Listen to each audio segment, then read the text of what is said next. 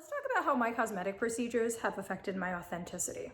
I also decided I would do this video naked so that it would be a little more authentic and remove some of the layers of fabric between us. Okay, that was awkward. I'm back to clothes. I think this is a little more comfortable and a lot less drafty. So I'm excited to talk today about how my procedures have affected my authenticity. And before we even get started into any of that stuff, and we will be talking about what procedures I have had at the end of the video, so make sure to stay tuned all the way through. I think it's important for us to talk about what the heck authenticity even means and who the heck gets to define it. So let's define authenticity, or at least according to Google. So I did a really quick Google search and I've got my handy dandy laptop here and I'm gonna read it off. And so put simply, authenticity means you're true to your own personality, values, and spirit. Another person defines this at authentic person is defined as someone who isn't afraid to be true to who they are. So being true to who you are as an individual, that means that authenticity is derived by your own personal definition. What does it mean for you to be who you are and to express it, which also inherently makes the point that other people really can't tell you what is authentic you and what isn't authentic you. Now, this video has been sort of wildly requested, but you guys probably just didn't know you were requesting it, because over the years, I have gotten several comments that had a very similar flavor. Most recently, I got a comment by one of you viewers, but it was actually really a wonderful experience because this person wrote a comment from what I think was a really loving place. We then had a dialogue. They realized that there was something there, but, and we really came to the same place and a lot of respect in the exchange. And so I really appreciate you if you're watching this video.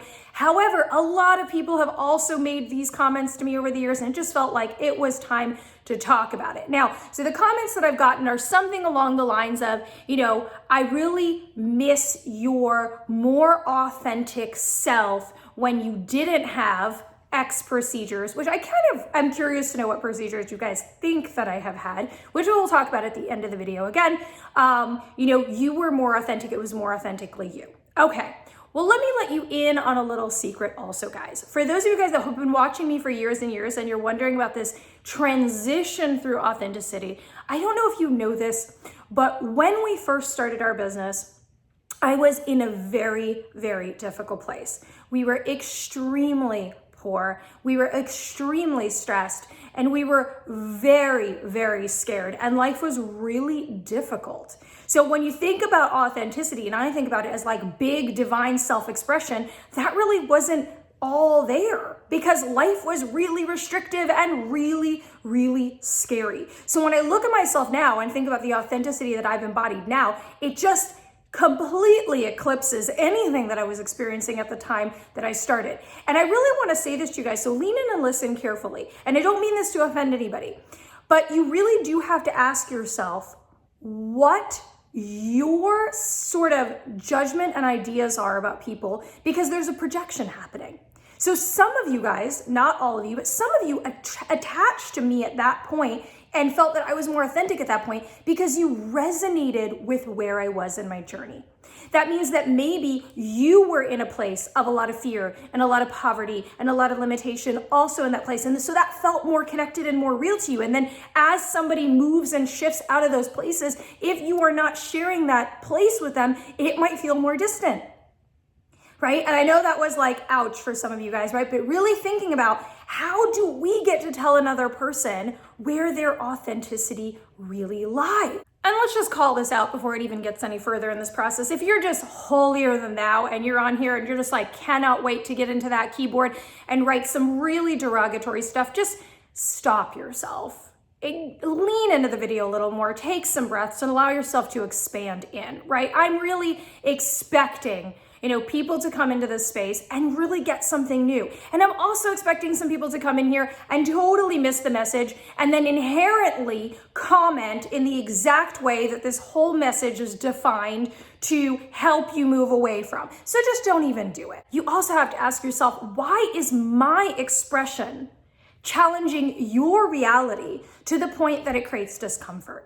And this is where the internal work really needs to happen for you, right? As the viewer, as the person triggered. If you see another person and their expression of themselves, right? And I get, let's have a caveat for a second. I get that some people alter themselves out of a place of disempowerment. I get that people, get lost and that there are challenges. This video is not about whether it is good or it is bad, and I can make more videos on this subject, right? I'm talking about my own personal journey and how we really can't label authentic or inauthentic on other people depending on what's going on. I have never felt more self-expressed and more authentic than I do in this moment. And it is for me to define that, and I will explain more about why that is true for me, right? But if somebody else's expression is really hitting you, it is maybe challenging something about how you see the world, right? I am a spiritual teacher and a spiritual leader, and I am a life strategist, and I am logical, and I am connected, right? I channel messages, and at the same time, I can change your business into a badass empire just like that with you. But I may not be what you imagine when you think about a badass life strategist. I may not be what you think when you think of a spiritual, channel or an intuitive mentor. And so what I'm doing is I'm challenging the paradigm by which you see something. Perhaps you want your spiritual intuitive to be walking around, in a flowy dress and playing in the dirt, which, by the way, I do sometimes, right? But it's also, I am authentic to who I am, okay? And that might be challenging your ideas, which is great, because we really shouldn't have tiny boxes in which we put people. And it really isn't a limitation on whether somebody can be expressed or intuitive. And I want to tell you guys a little bit of a story, okay? I want to share, this is a very raw and personal video that I am making so that we can really get somewhere together, all right? So don't think that this is no big deal for me to make this video. I'm making it because I really do like to be authentic with you guys. It is a huge part of my platform with my dear divine partner in life and business. And, we have really laid our lives on the line so that people can expand together. So we believe that authenticity is at our core. And this is why it's so important to talk about this. So I want to share a little journey around expression with you guys. When I grew up as a child, I grew up in upstate New York, a small town. And first, I wasn't white enough for the town. And so I tried to figure out how I could be like a better American kid. For those of you guys that don't know, right? I'm first generation, mixed race woman. And I was trying to figure out how can I fit more in, right? How can I do that? Okay. So then fast forward a little bit, then I realized that I have an attraction to the same sex. And then I think about how can I look like and be like a better lesbian or a better queer person or a better, right? And so then I changed all these pieces of myself and I rejected parts of me. And then I came into more of my professional career and I took out my piercings and I said, how can I look like a better lawyer? And then I started this work and I said, how can I look like a better spiritual leader? Well, guess what? That was all inauthentic. It wasn't inauthentic because I intended for it to be inauthentic. It was inauthentic because I was trying to find the answer outside of me for what it looked like to be who I am. And then I said, fuck it. I said, that's not who I am. Who I am is I come from parents who are fashion designers, and I loved to play with clothes and dress up.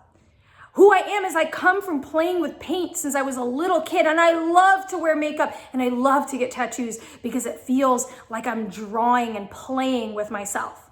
And who I am is wildly feminine and really loud, and that is authentically me. And it took me a long time to get there. And it took me a long time to get to a place where I was unapologetically excited to be who I am. Now I get a lot of comments, people are really offended, right? Some of you guys really love that, but a lot of you guys are really offended, or people are really offended by my nails, right? And my nails, they make me so happy. My nails are something that I do just for me. And what some of you guys don't know, so when I started getting my nails done, it was one of those sort of seemingly unimportant things, that tiny little rope to hold on to, because my whole life was on fire. It was so on fire that I didn't know if I could live. So what I did is I put on, a barely put together sweatpant outfit, and I walked 2 miles to the closest nail salon. And I sat there in a puddle of tears the entire time. And I did this little act of something for me. And it seemed so strange that I would do it and like it wouldn't matter if your whole life was falling apart. And it became this tiny little rope, and it became this part of me and this expression of me that I really loved. And it became more extravagant and more artistic and more fun for me. See, when we start to think about whether somebody's being authentic or not, or these issues are they're complex and they're complicated. And I wanted to put those words together, right? They're complex and they're complicated. And it really is a case-by-case basis for us to think about. And at the end of the day, we don't know people. We don't know people, and we don't know why they are doing the things that they're doing. And of course, as I said, this is a very complicated issue, but I'm really just talking about my journey. And you know what's most important? I'm going to tell you guys what's most important. I love myself, right? I really love who I am. And every day I lean into being a bigger and more expressed version of who I am. And that makes me so happy. You know, this feels like an important moment too for us to talk about a little etiquette. So as you're hearing this and you're thinking, wow, and guys, I cannot tell you how many stories. I have seen people comment, not knowing on somebody's video and said, you know what, lay off the Botox, your eyebrows look crazy. And the reason that that person's eyebrows look like that, or the reason they even get Botox, is because they had a terrible car accident that left them disfigured. And it's how they can balance their face. I've even had people talk about how my eyebrows are imbalanced because I have more muscle on one side, or because maybe I was tending to my family stuff and I didn't go, get them designed, I didn't have them sort of cleaned up professionally. We feel so entitled to know what is going on with somebody when we really don't. So let's build some etiquette together, okay? First of all, it's never really good or appropriate to to comment to somebody that you think that they're more beautiful this way or more beautiful that way. Let me ask you a question. A lot of people have left me comments and said, like, I love it when you don't wear makeup. You're so much more beautiful. You're so much more you. Would you ever approach somebody and say, like, please put some foundation on that nasty ass face? I don't think so, okay? So I love myself without makeup. And my wife loves me without makeup. And I think I look great when I wake up in the morning. And actually, one of my best friends who might be watching this video always says I look like Jasmine from Aladdin when I wake up in the morning. I love it. I do not dislike myself. I love all of the ways that I express myself. So maybe before you guys write a comment next time, think about the fact that you may not know that person intimately. And if you did know that person intimately, hold on now. Even if you did know that person and you knew they were deeply insecure and that wasn't who they really were, would you want to put that in a public place underneath one of their posts or videos or something, if you're worried about that person, speak to them on a private level, okay? So without further ado, the part that you guys might have been waiting for, what procedures have I had that are affecting me so fundamentally and deeply? And before I even go any further, I really want to say to you guys, as an intuitive, I am deeply aware of what affects me. I am deeply aware of transmuting what I decide to put in my body. I am deeply aware of what I am connecting to. So you don't even need to take the time in the comments to write that I don't understand, what this is connected to or any of those things, because I actually really do. And the other little caveat, please don't be that person. Oh my goodness, don't embarrass yourself. Do not be that person that asks me the difference between one thing that comes in a needle and another thing that does, right? So we know that B12 shots come in a needle, and so does heroin. So you don't need to embarrass yourself and put in the comments, what's the difference between this and that and this and that, right? There's huge differences. So it might come to some surprise for some of you guys, or it might not, but the only thing that I have done is I get facials, and sort of really interesting ones, some of which I've shared about before, and I love them. I think it's really important to take care of your skin if that matters to you, and you don't have to if it doesn't, because that's your authentic self.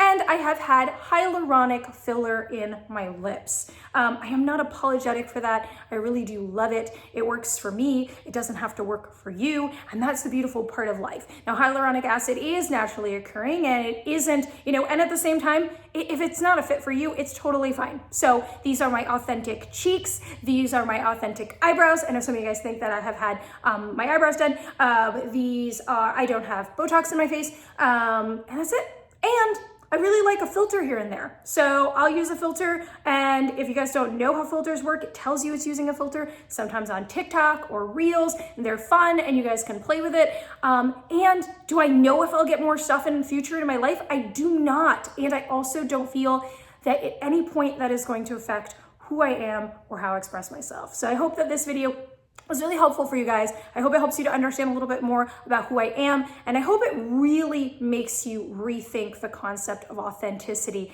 and who gets to say what authenticity is. Because at the end of the day, the only person that really gets to say what it is you. And at this day and age, when it is really time for us not only to take people out of tiny little boxes, but stop shaming people for being who they are, I think it's time to put this one down. And in the spiritual community, it is also time to take it down. I will tell you one more story that feels important to me. And I really think it's important for us to step off of these high horses and looking down at people with judgment, because you have consciousness and spirituality. If you have consciousness and spirituality, it means that you should have compassion and love and non-judgment. At the end of the day, it is time to walk what we preach. And I remember very distinctly when I first started this work, and I was in this little crystal shop in South Florida, and this woman walked in. And she was a beautiful being. And she had a lot of plastic surgery. And when she left, everyone in that place started talking about her and judging her. And it brought so much sadness to me. Because first of all, we don't have the right to do that. And we don't know who she is, what she went through, what she lived. And it does not need to mean that she is less connected or less spiritual. And I don't know her journey, so it is not our job to judge it. And so I really hope you take home something important in this video, that you laughed a little, maybe you cried a little, and that you can walk away from this looking back at you. Because at the end of the day, when something outside of us affects us or bothers us, it means that we have to reflect back to our own judgment, our own story. And maybe it is something within you that you are judging. Maybe it is something that you are feeling you are being inauthentic about. Maybe it is a part of you that you dislike. And so I'm holding you in a lot of love. So if you liked this video, please make sure that you like and subscribe and follow wherever you're finding us, and stay connected. And let's continue to grow together, because that's the most beautiful thing that we can do.